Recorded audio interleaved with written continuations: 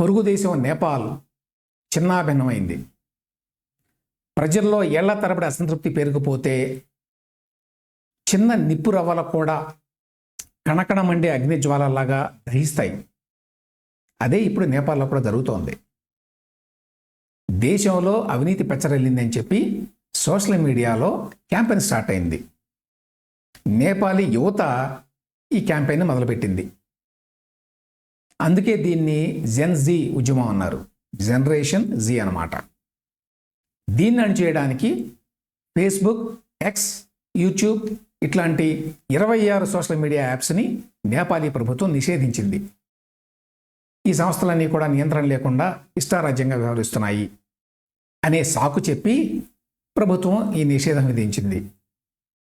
దీంతో నేపాల్ ఒక్కసారిగా భగ్గుమంది. నేపాల్లో సోషల్ మీడియా వినియోగం చాలా ఎక్కువ.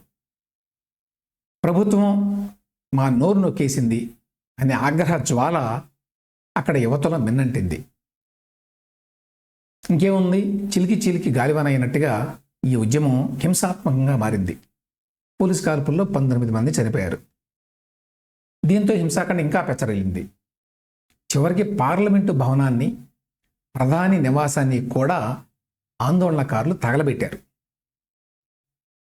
మంత్రులను కూడా దొరికిన వాళ్ళని దొరికినట్టుగా కొట్టారు. 65 ఏళ్ల నేపాల్ ఫైనాన్స్ మినిస్టర్ బిష్ణు ప్రసాద్ని రోడ్లెమ్మటి తన్నుకుంటూ వెళ్ళారు. ఆ దృశ్యాలు వైరల్ అవుతున్నాయి.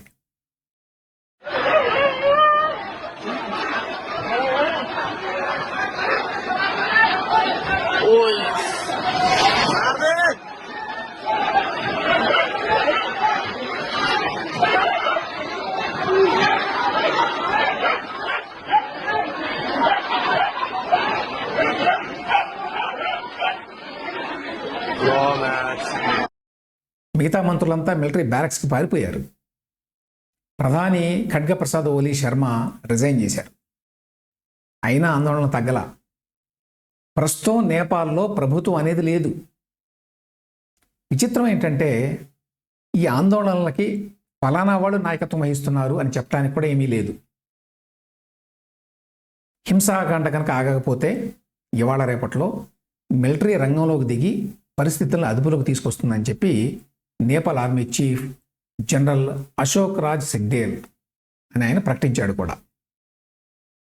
ఇక్కడ ఒక విచిత్రమైన అంశం ఏంటంటే ప్రధాని Oli Sharma Nepali communist party leader. Communist party నాయకత్వంలో ప్రభుత్వం నడుస్తోంది అక్కడ. అంటే కమ్యూనిస్ట్ పార్టీ ప్రభుత్వంలో ఈ పరిస్థితి వచ్చింది. సమాజంలో అవినీతి అంతు లేకుండా పెరిగిపోతే జాతి వనరుల్ని కొద్దిమంది దోచుకుంటే ఇట్లాంటి పరిస్థితులే వస్తాయి.